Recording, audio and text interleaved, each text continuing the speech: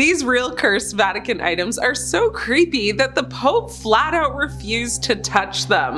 The Chronovisor. Now, the Chronovisor is an alleged device that purportedly allows users to view past events, so essentially a time machine of sorts. Now, according to some accounts, it was developed in the 1950s by Father Pellegrino Ernetti, a Benedictine monk with assistance from scientists, including Nobel laureate Enrico Fermi. Now, Ernetti claimed to have used the Chronovisor to obtain a photograph of the crucifixion and to witness a performance of the lost play Thyestes in ancient Rome. Now, the claims surrounding the Chronovisor and Ernetti's work have been met with skepticism and controversy. Some evidence suggests the photograph of the crucifixion was a reversed image of a postcard, and doubts have been raised about the authenticity of his transcription of, the Thyestes. Now, the device supposedly used a series of antennas and exotic metals to capture residual electromagnetic radiation left by past events. While the Vatican has never confirmed its existence, rumors persist that the device is hidden within the Vatican's secret archives, deemed too dangerous due to its potential to alter, perceptions of history and challenge established doctrines, which would explain why even the Pope has refused to go near it. The Devil's Bible, which is the Codex Gigas. Now, the Codex Gigas, often referred to as the Devil's Bible, is a massive 13th century manuscript originating from Bohemia. Now, the Codex Gigas is the largest extant medieval illuminated manuscript in the world at a length of 92 centimeters.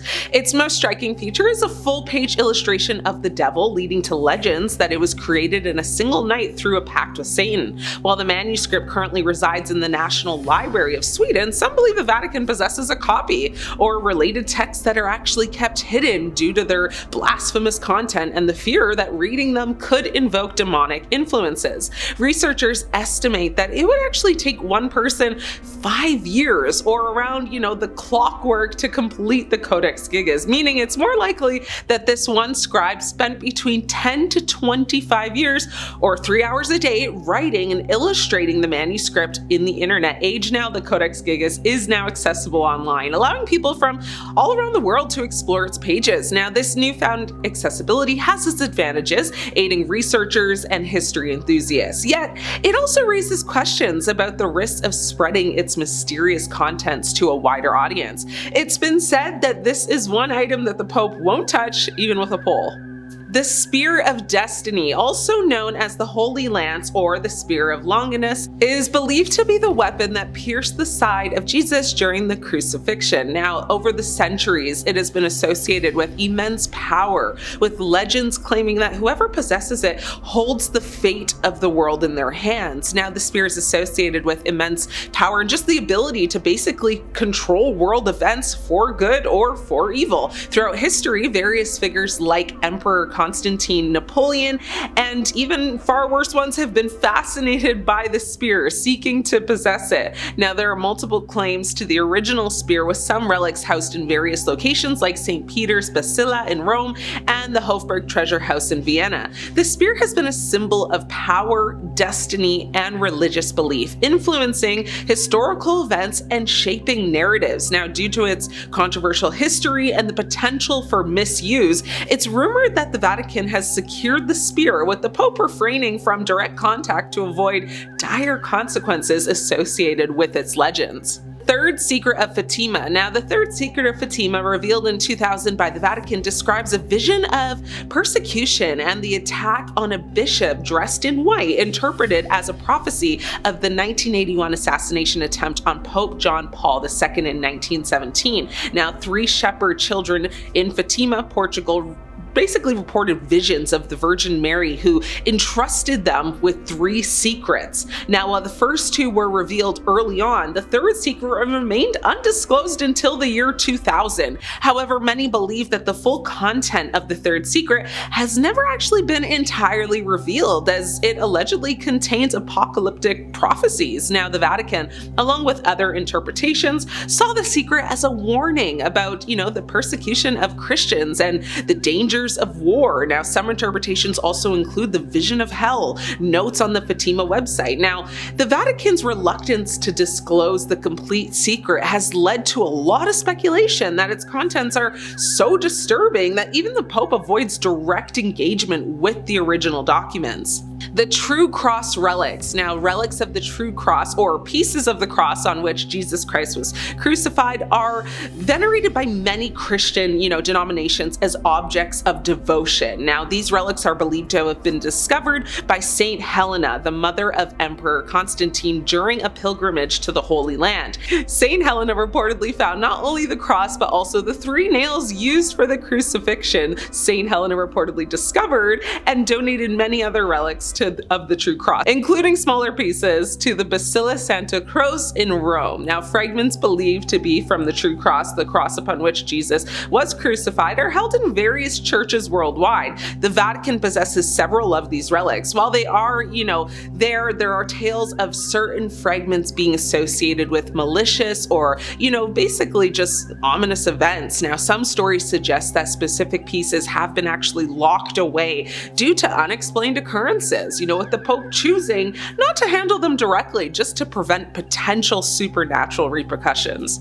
The Grand Grimoire. Now, the Grand Grimoire is a legendary book of black magic said to contain rituals for summoning demons and forging pacts with them. Now, the book describes several demons as well as the rituals to summon them in order to make a pact with them. Now, it also details several spells for winning a lottery, talking to spirits, being loved by a girl, making oneself invisible, etc., etc. While its existence remains unverified, some believe that a copy does reside within the Vatican's secret archive. Now, given its content, it's purported that the Pope and other high-ranking officials avoid any interaction with the text, fearing the spiritual dangers that it poses.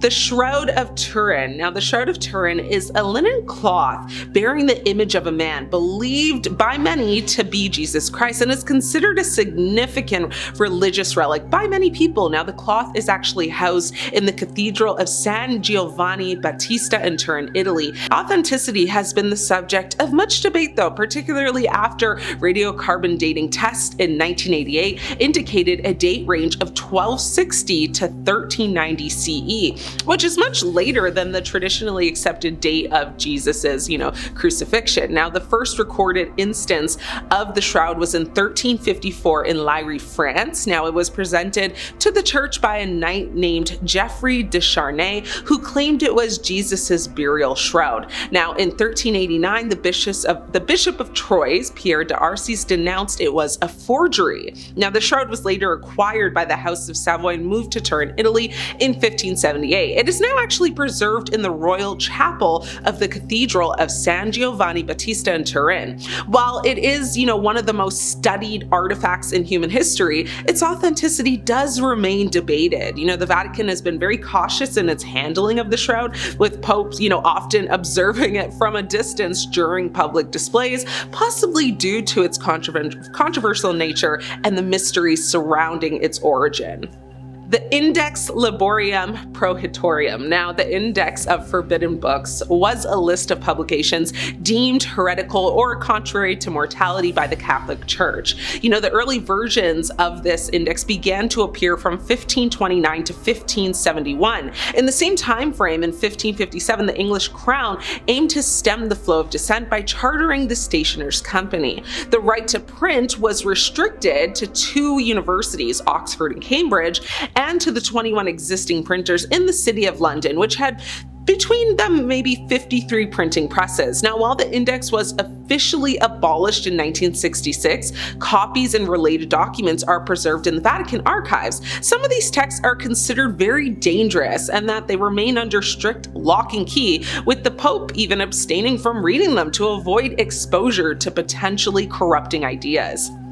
The Papal Tiara of Lucifer. Now, the phrase Papal Tiara of Lucifer is a symbolic association, not a historical fact. It highlights the association of Lucifer, Satan, with the Papal Tiara, a symbol of the Catholic Church's head of state, the Pope. Now, this phrase suggests a connection between worldly power and religious authority, with the figure of the devil often seen as a symbol of evil and rebellion against God. A legend speaks of a Papal Tiara that was crafted but never actually worn, known as the Tiara of Lucifer. It's said to have been commissioned during a tumultuous period in church history and imbued with symbols considered blasphemous. Now, due to its controversial nature, the tiara was hidden away, with successive popes refusing to even acknowledge its existence, let alone wear it. The vial containing the dried blood of Saint Januarius, which liquefies miraculously on certain occasions, is kept in Naples, but the Vatican has its own blood relics with similar phenomena. Now, some of these relics have exhibited unpredictable behavior, leading to concerns about their origins and the forces at play. Due to these uncertainties, the Pope often refrains from direct interaction with such relics. Well, that's it for today, but thanks so much for watching. I'm your host, Ashley. Until next time, stay scared.